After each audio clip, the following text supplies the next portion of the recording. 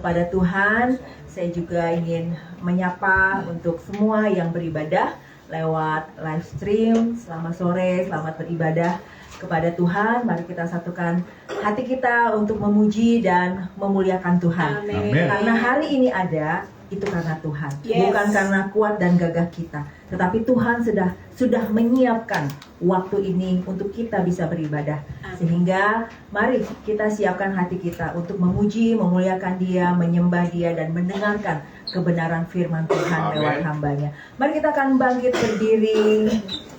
Mazmur 95 ayat 1-3 berkata, marilah kita bersorak-sorai untuk Tuhan, bersorak-sorai bagi gunung batu keselamatan kita. Marilah kita menghadap wajahnya dengan nyanyian syukur, bersorak-sorai baginya dengan nyanyian mazmur. Sebab Tuhan Allah yang besar, Raja yang besar di atas segala ilah.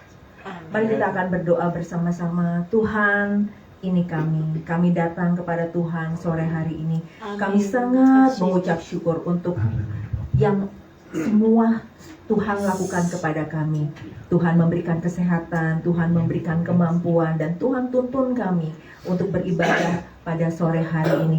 Biarlah segala sesuatu yang kami lakukan sore hari ini, baik memuji Tuhan, baik mendengarkan kebenaran firman Tuhan, itu menjadi kesenangan bagi hati Tuhan. Amin. Dan segala pujian yang kami persembahkan kepada Tuhan boleh menjadi dupa yang berbau harum di hadapan Amin. Tuhan. Yes. Tuhan menerima setiap penyembahan kami. Amin. Dan Tuhan, ampunilah segala dosa kami, kesalahan dan pelanggaran kami. Sebab kami ingin masuk ke hadirat-Mu yang kudus, dan biarlah kami layak dan Tuhan layakkan kami untuk beribadah. Terima kasih Bapa buat campur tangan Tuhan. Terima kasih untuk kesempatan beribadah kami sore hari ini. Di dalam nama Tuhan Yesus kami bersyukur dan berdoa. Amin. Amin. Mari kita memuji Tuhan. Kita katakan, ku masuki gerbangnya. Mari dengan hati yang gembira kita datang kepada Tuhan. Mari masuk ke dalam gerbang Tuhan.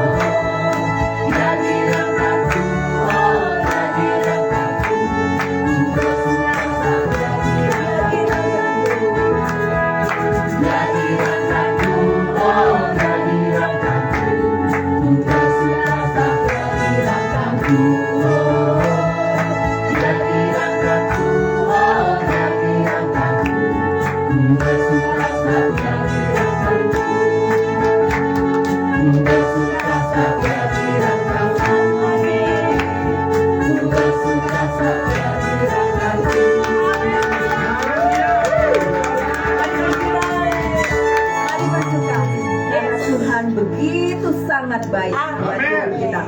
Mari masuk gerbangnya dengan penuh pujian, sebab Tuhan itu baik. Amin. Mari anak-anak Tuhan, jemaat yang terkasih, mempelainya Tuhan. Amin. Amin. Mari kita katakan, sebab Tuhan baik. Amin.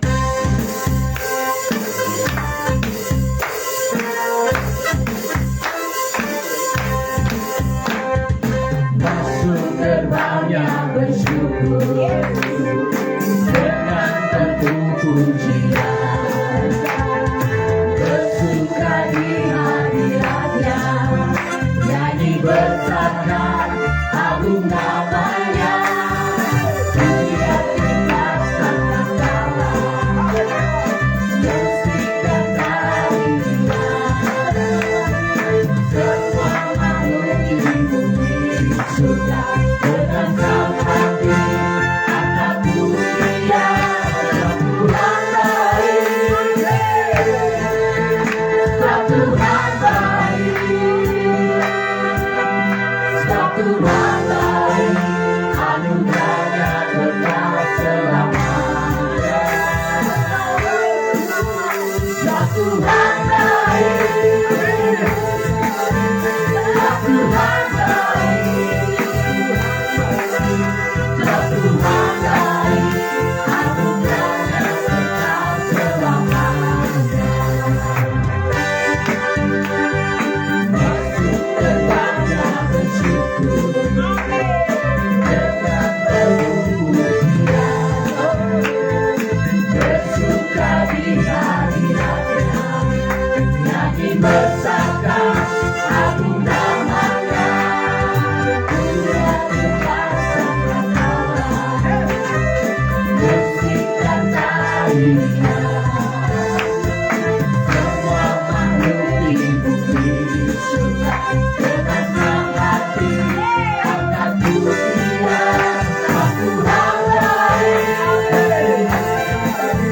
sebab Tuhan baik, sebab Tuhan baik, anugerahnya kekal selamanya. Sebab Tuhan baik, sebab Tuhan baik, sebab Tuhan baik, anugerahnya kekal selamanya. Sebab Tuhan baik, sebab Tuhan baik, sebab Tuhan baik, anugerahnya kekal selamanya.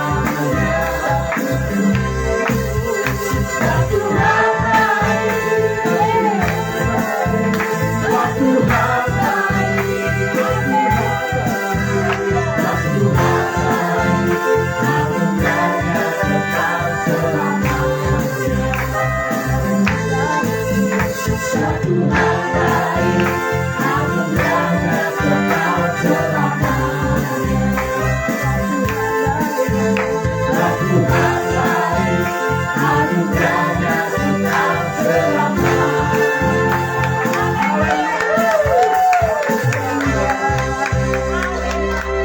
Hidup kembali di dalam hadirat Tuhan. Selamanya Tuhan baik di dalam hidup kita. Seringkali apa yang terjadi di dalam hidup kita bukan seperti yang kita ingini, tetapi marilah kita terus menyembah Tuhan. Kita datang kepada Tuhan. Mari kita tundukkan kepala kita. Kita nikmati hadirat Tuhan. Tuhan, ini kami berterima kasih Tuhan. Kami mau bernyanyi selama kami hidup Tuhan. Kami mau mengucapkan syukur selama kami bernafas Tuhan. Kami mau bermazmur bagi Tuhan selama kami ada Tuhan. Dan biarlah firman-Mu menjadi perenungan kami setiap hari, dan menjadi rema dalam kehidupan kami dan melakukannya dalam kehidupan kami Tuhan. Biarlah segala sesuatu, pujian, penyembahan kami manis Engkau dengar Tuhan, menjadi dupa yang berbau harum di hadapan-Mu ya Tuhan. Ini hati kami, ini penyembahan kami Tuhan. Kami mau mengagungkan Engkau. Tuhanku, aku hendak bernyanyi bagimu selama aku hidup. Ya Allahku, aku hendak bermasmur bagimu selagi ku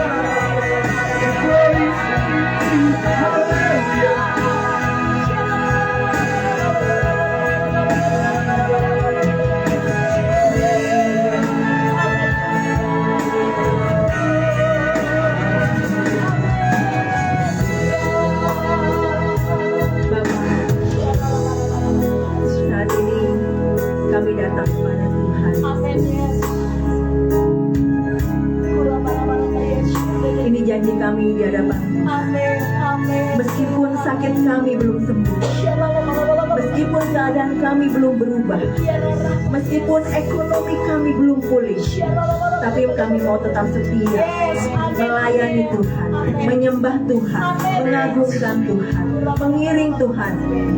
Mulut kami penuh dengan pujian dan syukur kepada Tuhan, karena kami tahu bahwa Engkau tidak pernah ingkar janji terhadap hidup kami. Kami mau taat, kami mau tunduk pada otoritas dan kedaulatan Tuhan. Amin. Terima kasih Tuhan. Dan saat ini Tuhan, kami mau persembahkan hati kami mau persembahkan hidup kami. Ya, Yesus. Kami mau dengar-dengaran akan firman. Amin. Amin. Amin. Maka dari itu Tuhan, kami berikan hati kami yang rendah hati ini Tuhan kepada Tuhan. Dan telinga kami untuk mendengar, Yes. Haleluya. yang mau dengar-dengaran akan firman Tuhan dan melakukannya di dalam kehidupan kami. Kami berdoa saat ini untuk Bapak Kris yang akan membawakan firman. Urapi dia Tuhan dengan urapan kudus-Mu ya Tuhan, sehingga firman yang dibagikan pada sore hari ini berasal daripada Tuhan. Sembunyikan dia di belakang salib, Yes. sehingga Kristus yang terutama, dan kami boleh mempunyai perubahan hidup, bertumbuh lebih dewasa lagi Tuhan. Ini kerinduan kami, bahwa kami bisa intim dengan Tuhan, dekat dengan Tuhan, mengenal dan mengalami Tuhan di dalam kehidupan kami. Terima kasih Tuhan Yesus, berkati firman Tuhan yang saat ini akan dibagikan. Di dalam nama Tuhan Yesus kami bersyukur dan berdoa. Amin. Amin. Silakan duduk kembali.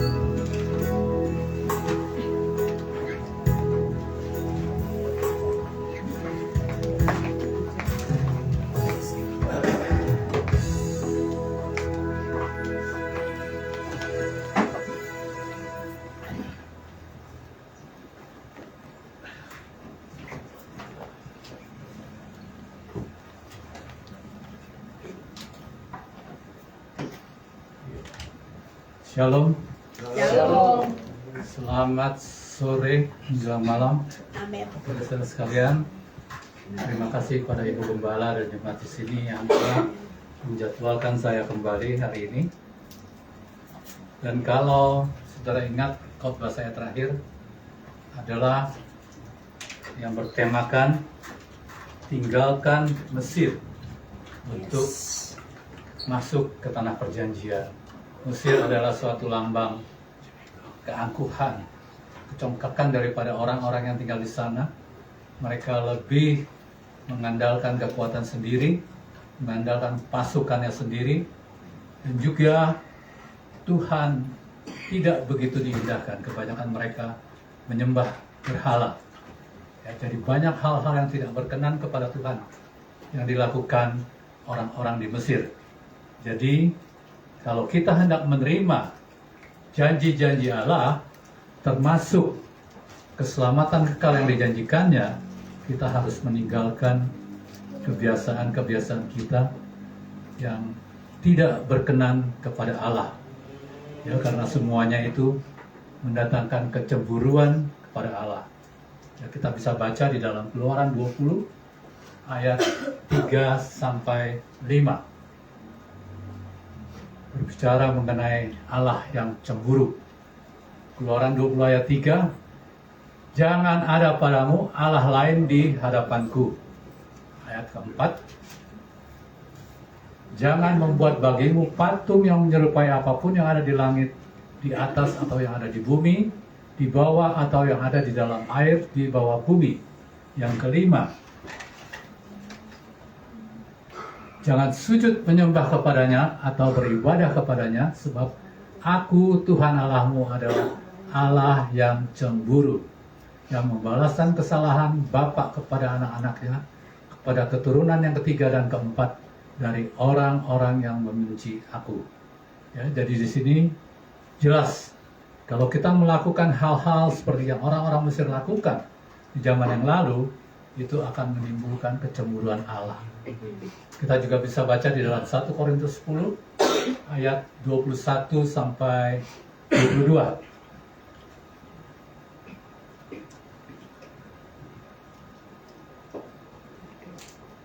1 Korintus 10 ayat 21 dikatakan, kamu tidak dapat minum dari cawan Tuhan dan juga dari cawan roh-roh jahat.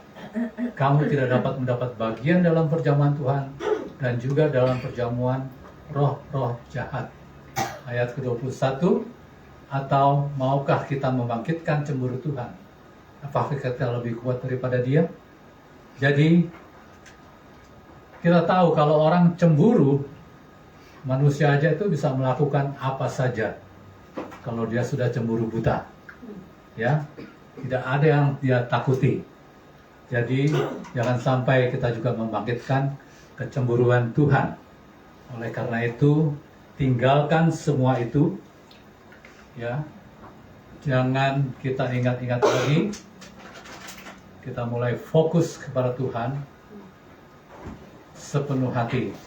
Jangan sampai kita rajin ke gereja, rajin dalam pelayanan, ya. Tetapi untuk mengejar sukses, kekayaan, atau juga agar supaya dagangan laris, kita masih mencari orang pintar. Kita masih mencari ilah-ilah lain. Hal inilah yang Tuhan tidak kehendaki. Jadi, kalau saudara ingat, nanti juga kita bahas mengenai Yosua 24, dikatakan di situ, Yosua memberikan 3 pilihan kepada bangsa yang dipimpinnya. Tetapi harus memilih. Tidak bisa netral. Jadi kita harus pilih, mau Tuhan atau ilah lainnya. Tidak bisa suang-suang kuku. Tidak bisa netral. Ya, jadi pada hari ini, kita jangan sampai membangkitkan cemburu Allah. Di dalam Markus 8 ayat 36, ini ayat yang harus kita ingat, ya. Markus 8 ayat 36 katakan, apa gunanya seorang memperoleh seluruh dunia tetapi ia kehilangan nyawanya. Harta memang penting, tetapi jangan sampai itu menjadi fokus di dalam kehidupan kita, karena nanti pada akhirnya kita akan kehilangan nyawa kita. Kita semua dapat menghitung sisa harta kita, sisa uang kita yang ada di kantong, yang ada di rumah, yang ada di bank, kita bisa hitung. Tetapi adakah yang bisa menghitung sisa waktu kita? Tidak ada, ya. Sisa waktu kita tidak tahu, kita tidak pernah tahu, ya, berapa sisa waktu kita. Nah, oleh karena itu di dalam 1 Petrus 4 ayat 2 di sini dikatakan, 1 Petrus 4 ayat 2. Jadi kita tidak bisa menghitung waktu kita, waktu sisa kita berapa lama. Nah, oleh itu kita harus pergunakan dengan baik, ya, supaya waktu yang sisa jangan kamu pergunakan menurut keinginan manusia, tetapi menurut kehendak Allah. Kenapa menurut kehendak Allah? Di dalam Matius 7 ayat 21 dikatakan, Matius 7 ayat 21 dikatakan, bukan setiap orang yang berseru kepada Tuhan, Tuhan akan masuk ke dalam kerajaan surga, melainkan dia yang melakukan kehendak Bapakku yang di surga. Jadi kalau kita melakukan menurut kehendak Allah, kita adalah calon-calon penghuni surga. Ya. Matius 7 ayat 21 mengatakan, dia yang melakukan kehendak Bapakku yang di surga, itu yang akan masuk ke dalam kerajaan surga. Juga kita bisa lihat di dalam 1 Yohanes 2 ayat yang ke-17, ya. 1 Yohanes 2 ayat yang ke-17.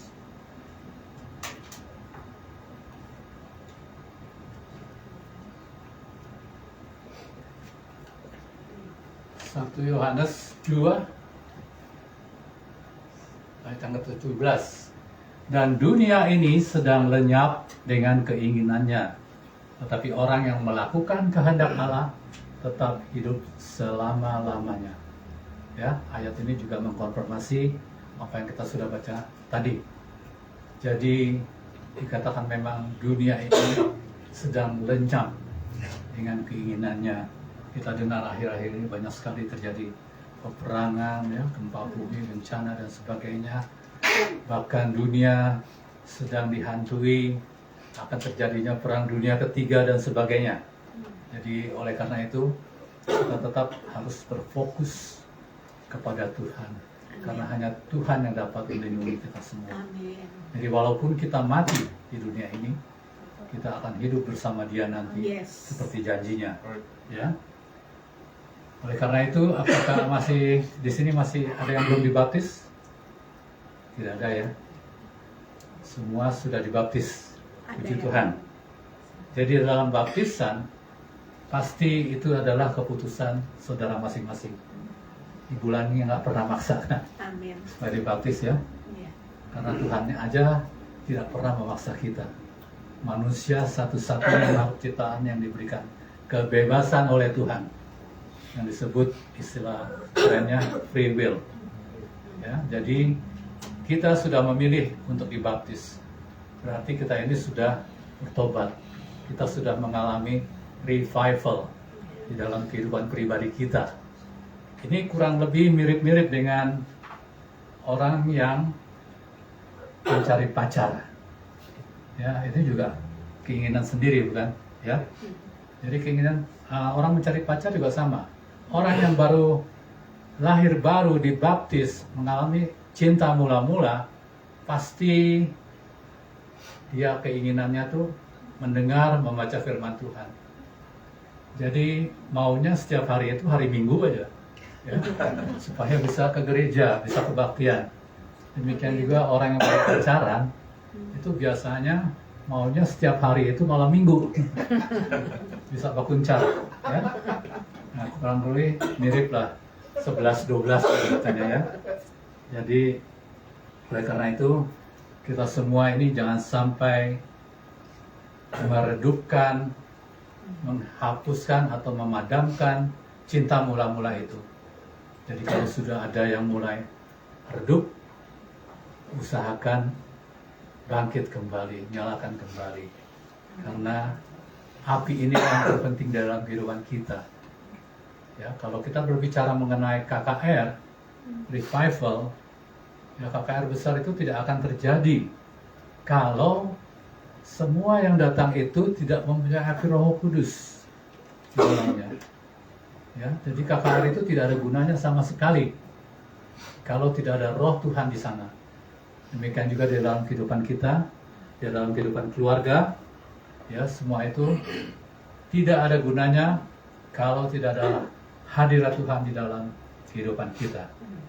Nah, tadi saya katakan bahwa sisa waktu kita tidak ada yang tahu. Saya berikan contoh yang baru terjadi minggu lalu. Ya, ini di daerah tempat saya, Kelapa Gading. Itu ada tukang bakmi gerobak. Ya, dia pagi-pagi biasanya memang sudah nongkrong di halaman parkir dekat Kelapa Gading. Sambil nunggu dagangan dia main HP. Tiba-tiba mobil Pajero kencang sekali, hajar dia mental, mati. Pajero ini menghindar, ada sebuah mobil yang ingin nyebrang ke Sport Club, sebetulnya tidak boleh. Jadi ini mobil masuk, dia kencang, dia buang, akhirnya tukang bakmi yang kena.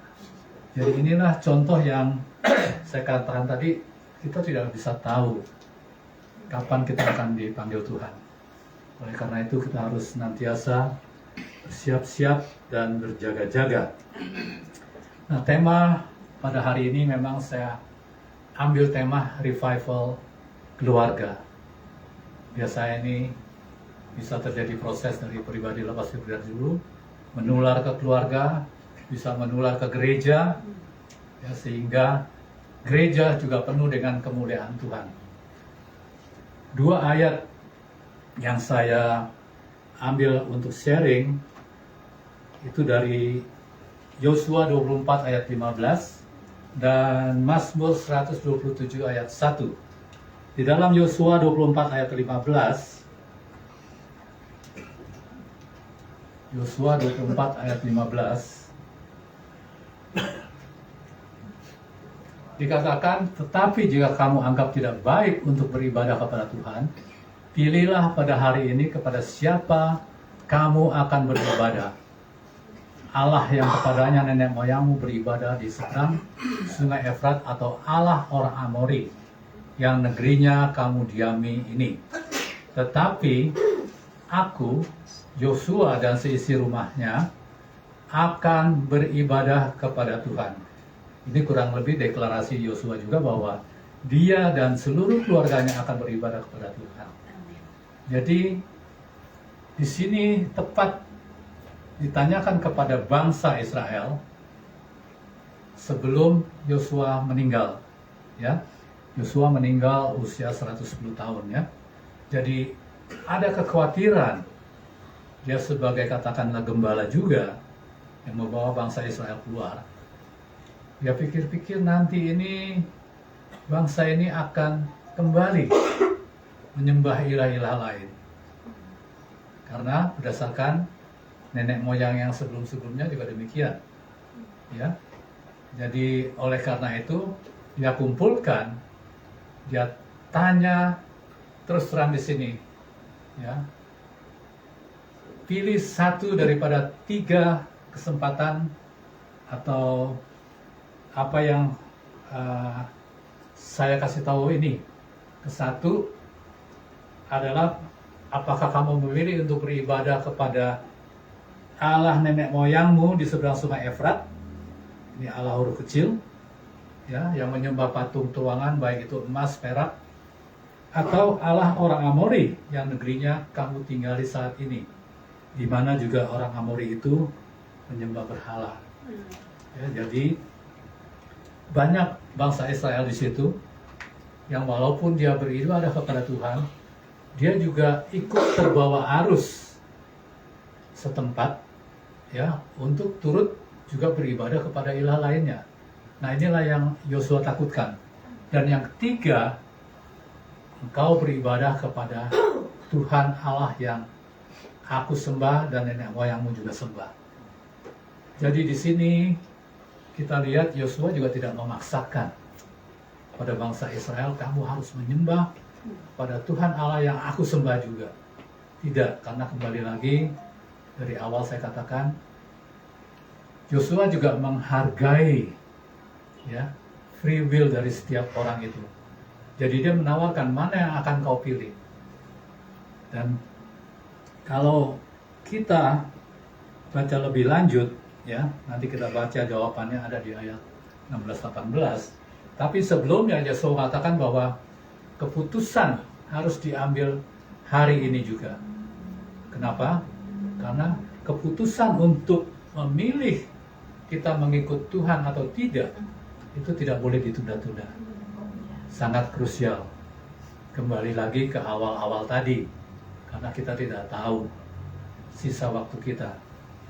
Jadi kalau kita memilih Tuhan, besok aja deh. Ya, sekarang saya lagi sibuk ngurusin pekerjaan, atau nanti saja saya masih muda, ntar aja kalau udah tua baru ikut Tuhan. Ya, nah inilah yang Yosua tidak inginkan. Jadi keputusan itu harus diambil hari ini katanya. Ya, jadi dipilihkan, pilihlah pada hari ini kepada siapa kamu akan beribadah. Jadi hari ini putuskan, dan harus diputuskan, harus dipilih. Kembali lagi saya katakan tidak bisa netral, ya, tidak bisa pilih Allah Amori dan mengikut beribadah kepada Tuhan. Jadi harus pilih salah satu. Nah, ini seperti yang dikatakan di dalam Matius 6 ayat 24.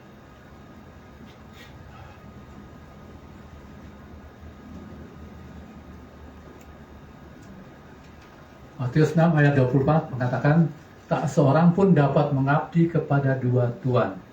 Karena jika demikian, ia akan membenci yang seorang dan mengasihi yang lain. Atau ia akan setia kepada yang seorang dan tidak mengindahkan yang lain. Kamu tidak dapat mengabdi kepada Allah dan kepada Mamon. Jadi apa yang Yosua katakan itu ada basisnya secara Alkitab. Kamu harus memilih salah satu. Ya, tidak bisa netral, tidak bisa kedua-duanya. Ya, nah itulah yang dikehendaki Yosua. Dan apa jawabannya? Dari bangsa Israel, kita lihat di dalam Yosua 24 ayat 16 sampai 18. Lalu bangsa itu menjawab, jauhlah daripada kami meninggalkan Tuhan untuk beribadah kepada Allah lain. 17, sebab Tuhan Allah kita, dialah yang telah menuntut kita dan nenek moyang kita dari tanah Mesir, dari rumah perbudakan, dan yang telah melakukan tanda-tanda mujizat yang besar ini di depan mata kita sendiri, dan yang telah melindungi kita sepanjang jalan yang kita tempuh, dan di antara semua bangsa yang kita lalui. Ayat ke-18, Tuhan menghalau semua bangsa dan orang Amori, penduduk negeri ini, dari depan kita. Kami pun akan beribadah kepada Tuhan, sebab dialah Allah kita. Jadi akhirnya kekhawatiran Yosua terjawab. Ya, ternyata bangsa yang dipimpinnya sama pilihannya dengan pilihan dia sendiri dan keluarga, akan beribadah kepada Tuhan. Jadi kita mengambil keputusan untuk beribadah kepada Tuhan, untuk mengikut Tuhan. Ini adalah suatu revival. Baik itu terjadinya secara pribadi, keluarga, ya, maupun revival yang terjadi di gereja atau kebaktian atau yang namanya KKR. Ya, jadi kembali lagi ini sangat penting, sangat krusial. Saya ambil contoh sebuah keluarga yang baru mengalami revival dalam keluarganya. Sebelumnya keluarga ini memang sering bertengkar. Piring, sendok, garpu, gelas berterbangan tiap hari. Ya, seperti rudal Iran ke Israel saat ini. Begitu seterusnya sampai mereka mengalami kebangunan rohani atau revival. Mereka sudah merekonsiliasi, dan pada saat hari ulang tahun suaminya, istrinya berpikir, katakan kita nih Jack dengan Ruth lah ya.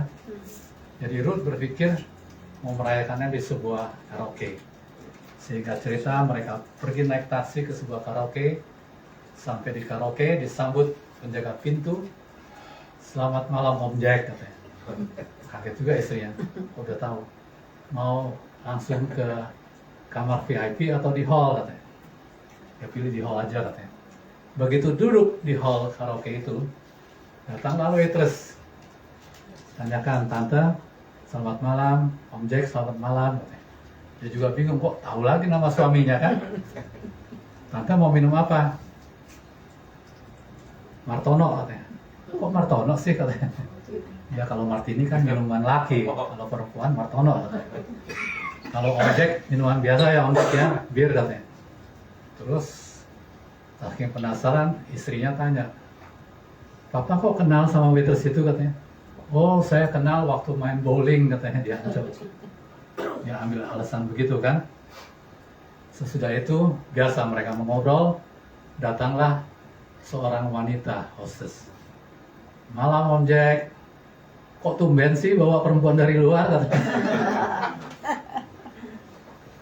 "Mau langsung aja nih ke VIP room," katanya. Ya udah, nggak pakai bicara lagi kan. Istrinya bilang, "Udah kita pulang aja," katanya.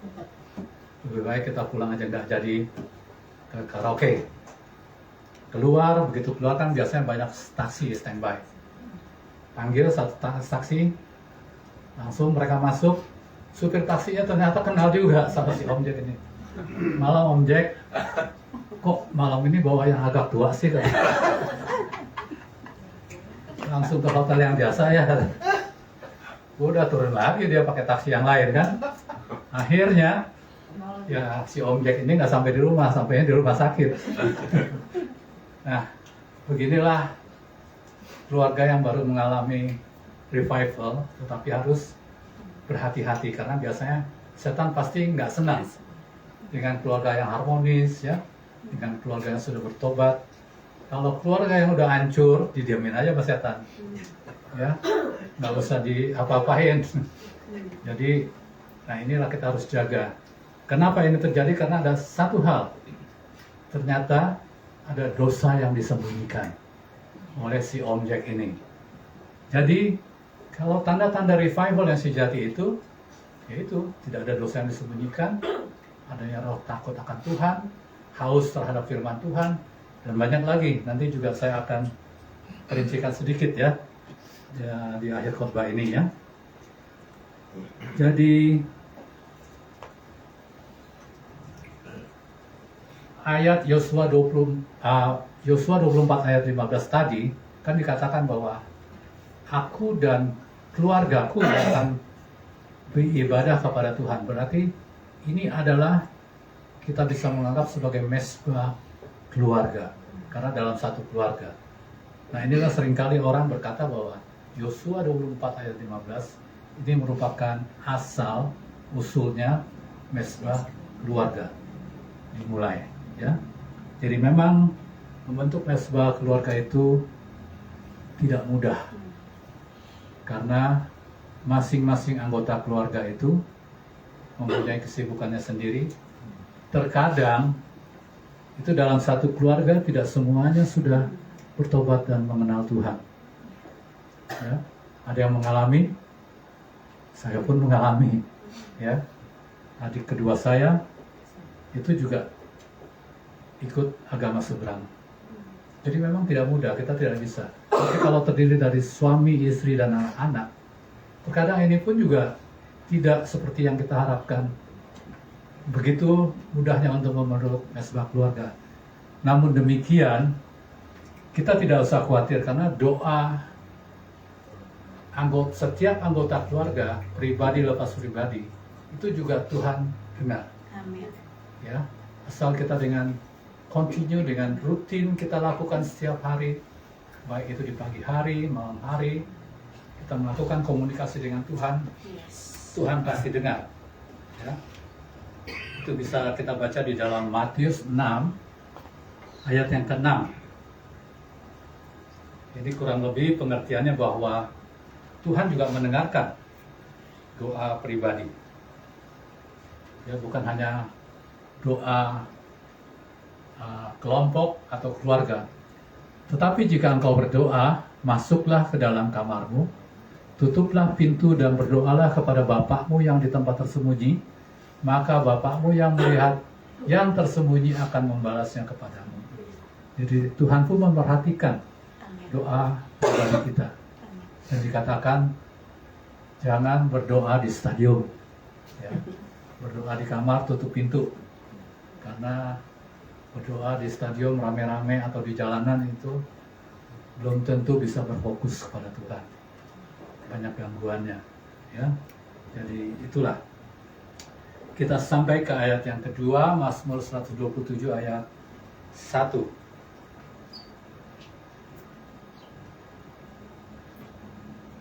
Mazmur 127 ayat 1, nyanyian secara Salomo. Jika bukan Tuhan yang membangun rumah, sia-sialah usaha orang yang membangunnya. Jikalau bukan Tuhan yang mengawal kota, sia-sialah pengawal berjaga-jaga. Ya, di sini rumah bisa diartikan sebagai bait Allah, pribadi lepas pribadi, atau rumah keluarga. Ya, itu juga merupakan satu bagian dari seluruh keluarga, atau rumah Tuhan yang biasa kita sebut sebagai gereja. Ya. Jadi kalau ketiga-tiganya rumah itu bukan Tuhan yang bangun, dikatakan sia-sialah usaha orang yang membangun. Karena apa? Karena apapun yang terjadi misalnya di gereja, kalau memang bukan Tuhan yang membangun, hanya keinginan seseorang yang kebetulan mempunyai uang dan sebagainya, dia ingin membangun sebuah gereja. Ini ada kebiasaan dari tetangga sebelah ya. Jadi kebiasaan mereka, keinginan mereka kan untuk membangun rumah ibadah. Dikatakan sia-sia. Karena apa? Karena roh Tuhan tidak hadir di situ. Jadi ibadah yang dilakukan hanyalah sekedar ibadah.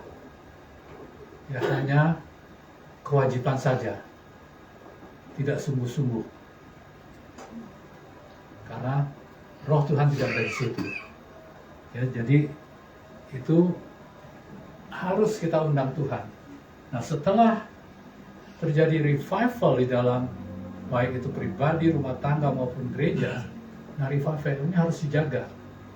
Kalau tidak dijaga juga, dia akan redup, akan padam.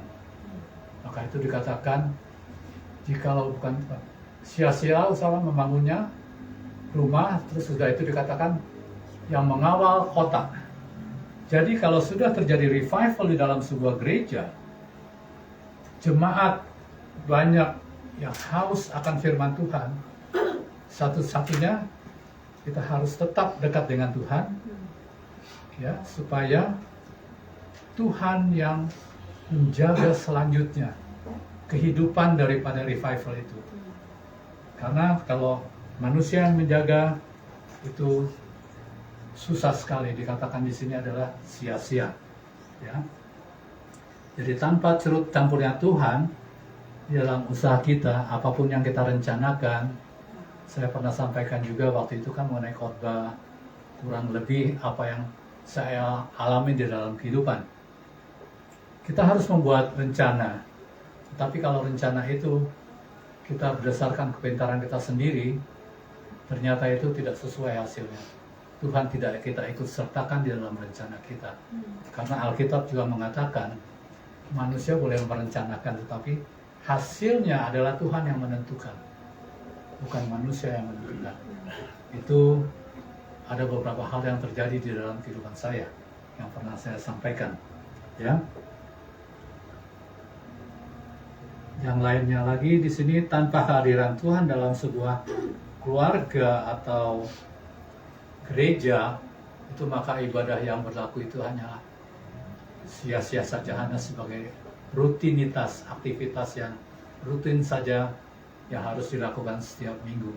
Jadi sehingga kita yang datang, jemaat yang datang itu tidak merasakan sesuatu, hanya merasakan, ya bukan hura-hura, karena jumlah kita nggak begitu banyak, tapi hanya mengalami, katakanlah kegembiraan sesaat.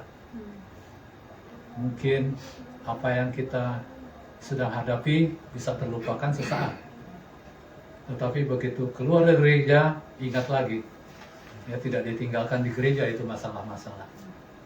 Ya kita tidak serahkan sepenuhnya kepada Tuhan. Nah ini juga ada sebuah contoh nih dalam suatu keluarga yang cukup harmonis hubungan suami istri. Ya, jadi suami pulang kerja capek, pusing kepala, katanya istrinya sediakan minum, dipijit-pijit kepalanya dengan minyak angin. Sudah itu suaminya bilang, enak juga ya punya istri, katanya. Kalau pusing ada yang pijitin, katanya. Terus istrinya bilang, iya dong Pap, kan kita ini satu keluarga, kita semua sudah keluarga yang harmonis. Tapi ngomong-ngomong, sebelum kawin sama saya, katanya, kalau Papa pusing siapa yang pijitin? Tidak ada, katanya. Karena sebelum kawin sama kamu, kepala saya nggak pernah pusing, katanya. Jadi rupanya istrinya yang bikin pusing dia, rupanya.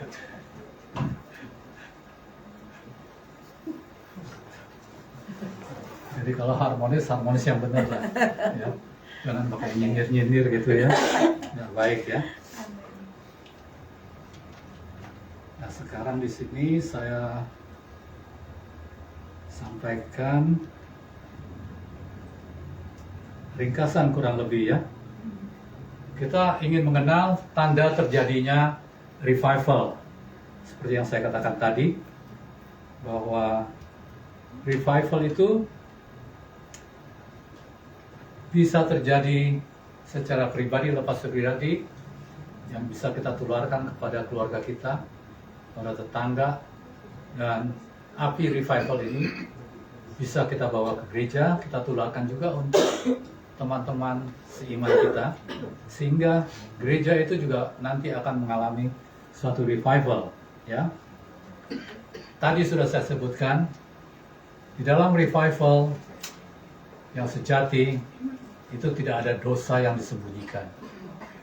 Kalau masih ada dosa yang disembunyikan, itu pura-pura, ya, pura-pura sudah insaf, ya, tetapi di luar gereja, di luar keluarga, kembali lagi apa yang dilakukan semula, yaitu bukan revival. Terus kita merasa lebih dekat kepada Tuhan. Jadi pada waktu kita berdoa, kita menyanyi, kita menyembah, bahkan secara pribadi, kita merasakan hadiratnya, kita itu seolah-olah dekat kepada Dia. Amin. Tidak hanya seperti orang lagi nyanyi di lapangan gitu ya. Jadi kita merasa dekat, Tuhan hadir. Itu salah satu tandanya juga.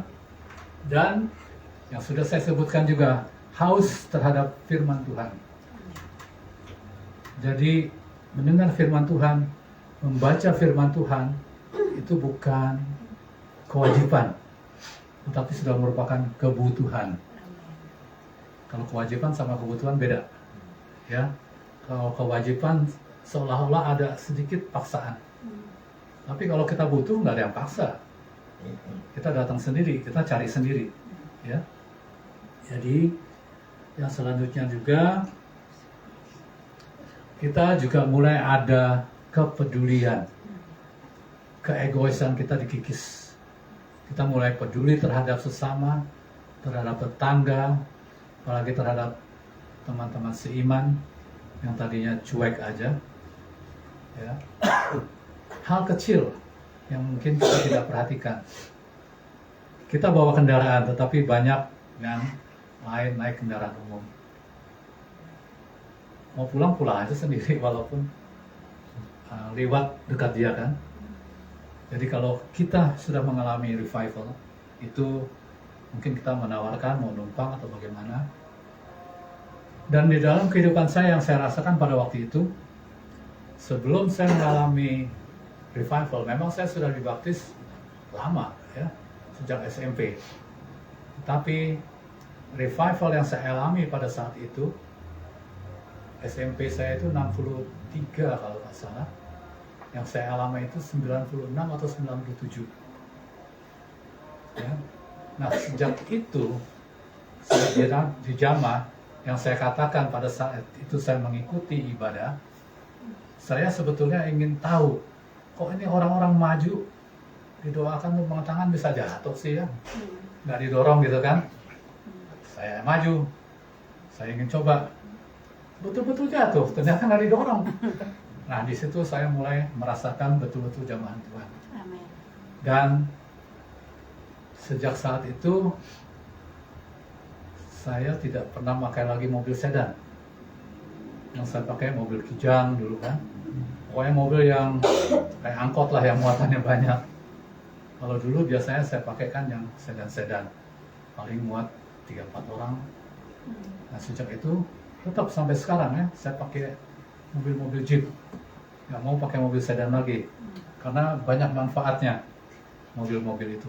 Nah, inilah hal-hal kecil yang tidak kita perhatikan, ya.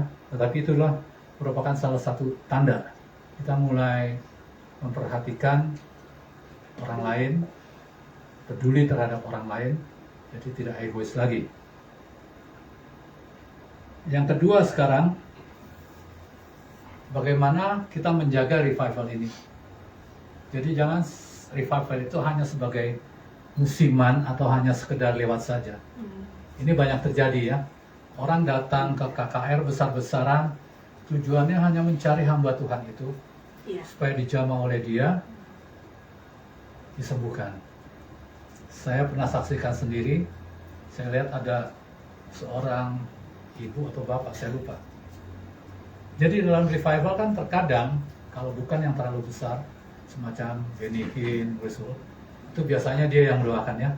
Tapi kalau revival kita ini biasanya hamba-hamba Tuhan juga kan diundang untuk turut bantu mendoakan supaya lebih cepat proses selesainya. Jadi dia bukan hamba Tuhan yang utama katakan, yang mendoakan dia, tetapi disuruh ke barisan lain. Sesudah didoakan di sini, dia merasa nggak puas karena cari hamba Tuhan yang ini, dia pindah lagi ke barisan sini kan, didoakan lain. Saya yakin orang semacam ini tidak akan mendapatkan apa-apa, karena yang dicari bukan Tuhan. Amin. Yang dia lihat hamba Tuhan, ya dipikir hamba Tuhan yang jago. Padahal bukan. Hamba Tuhan tidak ada apa-apanya kalau tidak ada Roh Kudus di dalam dirinya, tidak ada kuasa Roh Kudus di dalam dirinya. Ya, jadi itulah kita harus menjaga revival ini agar api tetap menyala, kita tetap senantiasa fokus kepada Tuhan dan firman-Nya. Kita juga bisa membangun komunitas yang katakanlah anak Tuhan. Sekarang dikenal dengan cell group. Ya, karena cell group itu juga berfungsi untuk menjaga api ini. Ya, karena hanya seminggu sekali saja ya kita mendengarkan firman Tuhan di gereja, ibadah hari Minggu. Selebihnya itu kan tidak ada. Jadi kalau kita tidak berusaha untuk mencari aktivitas sendiri di dalam kegiatan-kegiatan pelayanan Tuhan ini, nanti kita akan merasa tertinggal, firman Tuhan akan berkurang di dalam diri kita, dan ini akan merugikan kita. Karena saya pernah juga sampaikan, firman Tuhan itu sangat bermanfaat karena apa?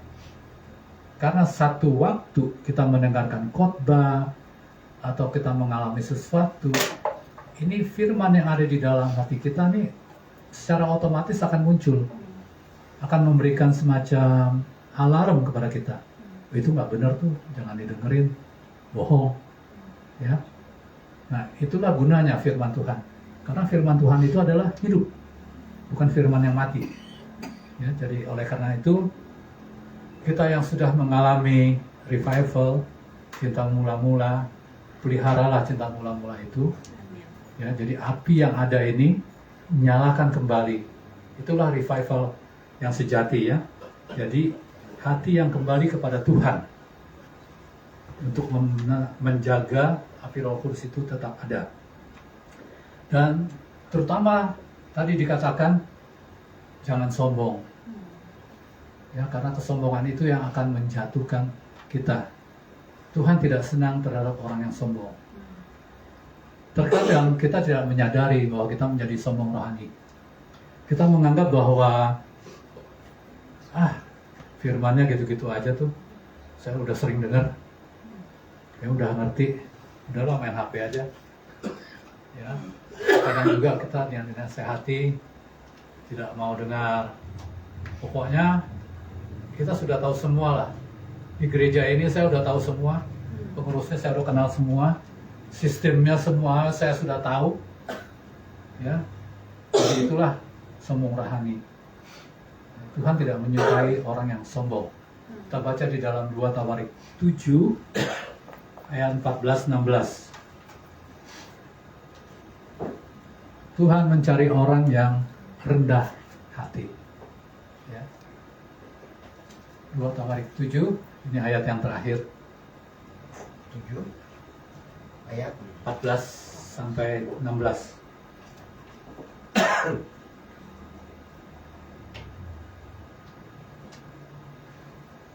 Ayat 14 katakan, dan umatku yang atasnya namaku disebut, merendahkan diri, berdoa dan mencari wajahku, lalu berbalik dari jalan-jalannya yang jahat, maka aku akan mendengar dari surga dan mengampuni dosa mereka, serta memulihkan negeri mereka. Ayat 15, sekarang mataku terbuka dan telingaku menaruh perhatian pada doa dari tempat ini. 16, sekarang telah kupilih dan kukuduskan rumah ini, supaya namaku tinggal di situ untuk selama-lamanya, maka mataku dan hatiku akan ada di situ sepanjang masa. Jadi ini salah satu untuk menjaga api itu tetap hidup, revival itu tetap ada. Jadi dengan rendah hati, ya, bukan dengan kesombongan kita, karena kesombongan itu akan mendatangkan kehancuran, ya. Jadi inilah khotbah pada hari ini. Saya akhiri sampai di sini. Saya undang berdiri. Kita nyanyikan sebuah lagu, jadikan ku hamba setia kepadamu.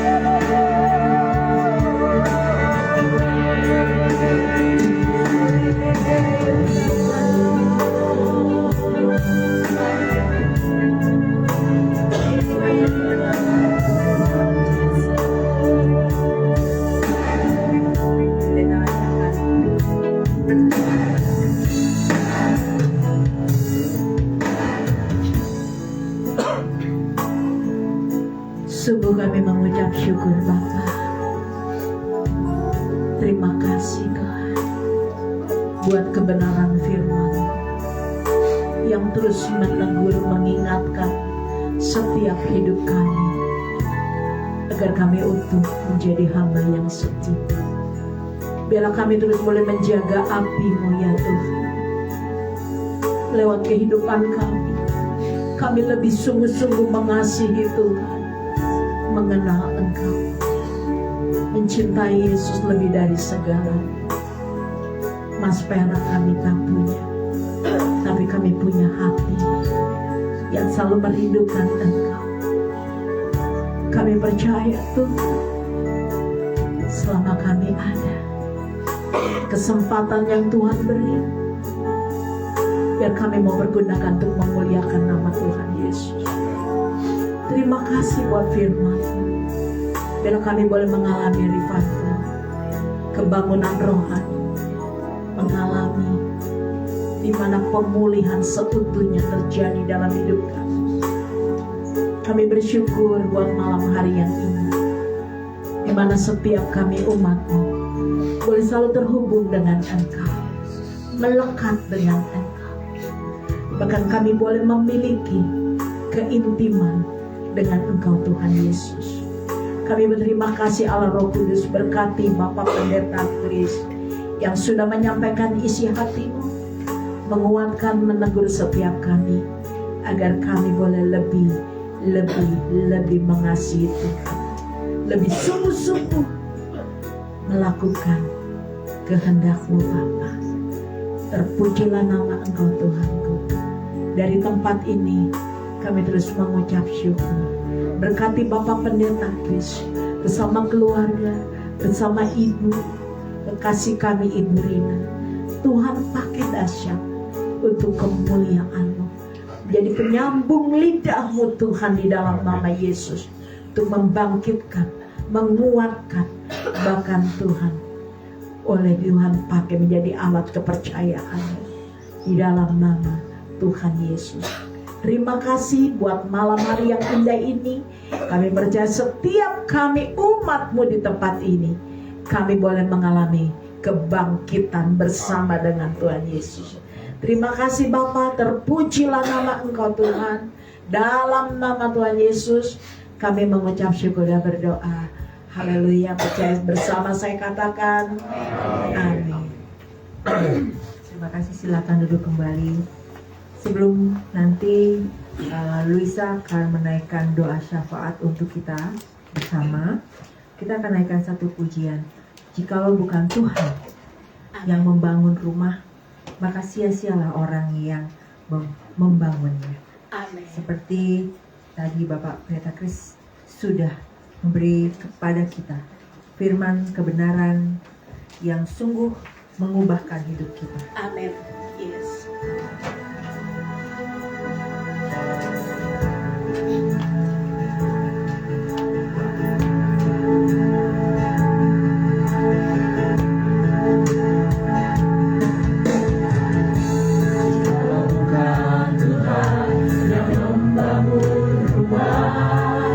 Sia-sia usaha orang membangunnya.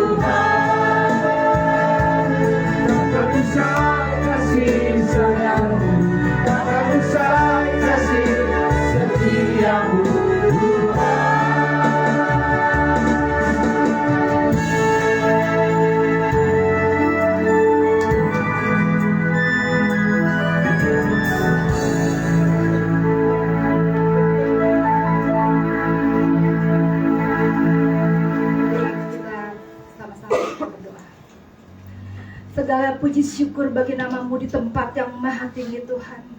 Inilah penyembahan kami, inilah pujian kami Tuhan, dari umat-Mu Tuhan, penabur Sukabumi Bapa. Kami bersyukur Tuhan, Kau menolong kami Tuhan 1 bulan penuh Tuhan. Sampai kami beribadah Tuhan di minggu terakhir. Kami beribadah terakhir di Sabat-Mu ini. Amin. Terima kasih, inilah pertolongan-Mu yang sungguh ajaib. Begitu banyak yang telah kami lalui Tuhan. Tidak mudah Tuhan, tapi Kau selalu menolong dan menolong kami Tuhan. Sampai saat ini, sampai detik ini Bapa.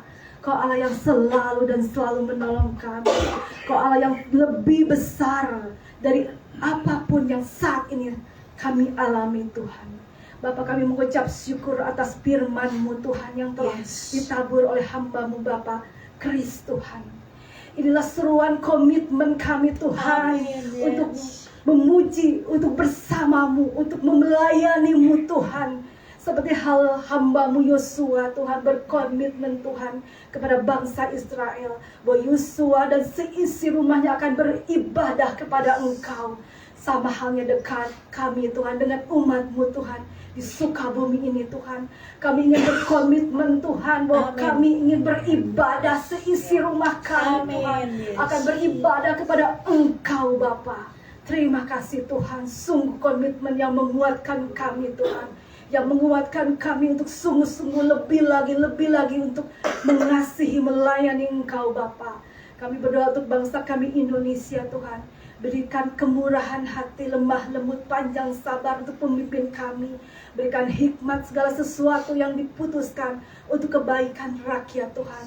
Tutup bungkus Tuhan bangsa kami Tuhan dari ancaman, dari konflik, dari ketidakadilan Tuhan, dari ketidakseimbangan Tuhan.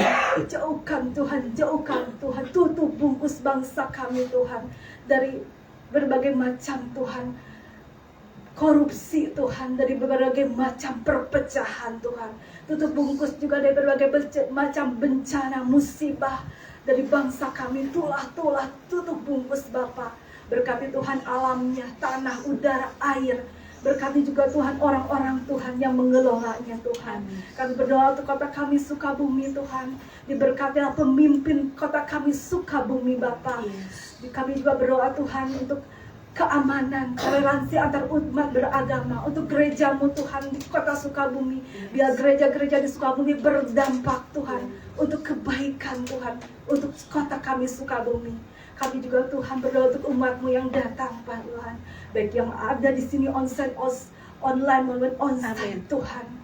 Kami percaya Tuhan, kami pulang Tuhan, kami dibangkitkan roh-Mu Tuhan, kami mengalami revival Tuhan, kami mengalami Tuhan, bangkitkan roh kami Tuhan, dibangkitkan Tuhan, kami mengalami kebangkitan Tuhan, dengan komitmen kami yang baru untuk melayani Engkau lebih dan lebih lagi Bapa. Terima kasih Tuhan, terima kasih. Sebentar kami akan kembali pulang Tuhan, kami rindu untuk menerima berkat daripada Tuhan sendiri.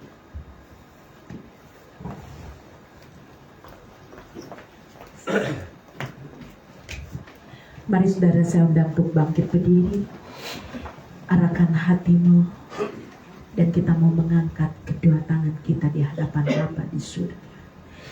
Bapa, di dalam nama Tuhan Yesus, kami mau berdoa secara khusus buat anak-Mu Bapak Andri. Dari tempat ini kami berdoa. Kami punya iman, kuasa Tuhan tidak terbatas, ruang, waktu, dan tempat. Saat ini anakmu sedang terbaring sakit. Kami percaya Tuhan jamah oleh bilur-bilur Tuhan Yesus. Kesembuhan terjadi di dalam nama Yesus. Pak Andri sudah sembuh, sehat kembali dan kembali melayani pekerjaan Tuhan.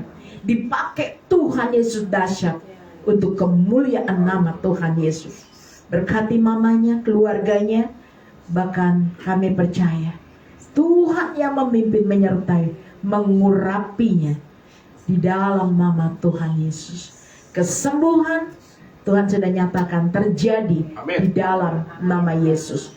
Oleh bilur-bilur Tuhan Yesus, Pak Andri sudah sembuh. Jantung yang baru Tuhan sudah beri, saluran yang baru Tuhan sudah beri. Semuanya kami kembalikan untuk memuliakan nama Tuhan Yesus. Terima kasih Bapa. Inilah ucapan syukur kami di dalam hadirat Tuhan. Di penghujung Tuhan bulan Maret, kami mengucap syukur buat pemeliharaan dan penyertaan Tuhan. Selama bulan Maret, apapun dosa, kesalahan, pelanggaran kami, Tuhan ampunilah kami. Basuh kami dengan kuasa darah Yesus. Kami minta mohon Tuhan, tahirkan kami. Ampunilah segala dosa, pelanggaran, perkataan, perbuatan, tingkah laku kami yang tidak berkenan di hati Tuhan. Maafkan kami Tuhan Yesus. Maafkan kami Roh Kudus. Maafkan kami Bapa Surgawi. Kami minta perkenanan-Mu Tuhan di dalam nama Tuhan Yesus. Terima kasih Bapa. Malam hari ini Tuhan, kami mengucap syukur lewat ibadah kami. Terimalah Tuhan Yesus ucapan syukur dari umat-Mu di tempat ini. Di dalam nama Bapa, Anak, Putra, dan Roh Kudus, kami percaya Tuhan, kami pulang membawa berkat yang dari Tuhan. Mari saudara arahkan hatimu dan angkat kedua tanganmu. Pulanglah, terimalah berkat, pertolongan, cinta kasih Tuhan, damai sejahtera, serta sukacita dari Allah Bapa Surgawi turun di dalam kehidupanmu, keluargamu, rumah tangga, usaha, pekerjaan, pelayananmu. Diberkati Tuhan dengan kelimpahan di dalam nama Tuhan Yesus. Apa yang kau kerjakan Tuhan Yesus buat berhasil dan beruntung. Kemanapun kakimu melangkah berjalan, Tuhan Yesus selalu menyertai, mengurapi engkau, memateraikan engkau dengan kuasa darah Tuhan Yesus. Bahkan Tuhan memerintahkan malaikat-malaikatnya untuk berkemah di rumah-rumahmu, di toko usaha, pekerjaan, pelayananmu, dalam keluargamu, dalam kehidupan anak menantu cucumu. Diberkati, dilindungi, dipagari, dibentengi. Kami percaya Tuhan malam hari ini, setiap kami umat-Mu Tuhan, kami sudah menerima berkat yang dari Allah Bapa Surgawi, hanya di dalam nama Bapa, Anak, Putra, dan Roh Kudus. Di dalam nama Tuhan Yesus Kristus kami menerima berkat dengan kelimpahan. Terpujilah nama Engkau Tuhan, hanya di dalam nama Bapa, Anak, Putra, dan Roh Kudus, mulai malam hari ini hingga hidup yang kekal. Maranatha, kami diberkati oleh Engkau. Dalam nama Tuhan Yesus, mari kita sama-sama angkat pujian. Ku yakin Tuhan memberkati. Mari sama-sama dengan iman kita katakan, kami sangat yakin dan percaya Tuhan Yesus. Ada tangan Tuhan di tempat ini memberkati. Setiap hidup kami berlimpah-limpah di dalam nama Yesus. Kami tidak berhemat, tidak kekurangan. Kami berlimpah berkat, kasih karunia, anugerah, kemurahan, mujizat, keajaiban, pertolongan Tuhan. Dan kami percaya Tuhan di dalam nama Tuhan Yesus. Ada tangan Tuhan Yesus yang selalu mengurangi, memanteraikan setiap kami dengan kuasa dalam Tuhan Yesus. Ada tangan Tuhan yang selalu menjaga, melindungi, memagari, membentengi. Dan Tuhan, kami percaya tangan Tuhan Yesus yang selalu menggendong kami. Malapetaka, malabahaya, sakit, penyakit tidak dapat mendekat dalam hidup kami.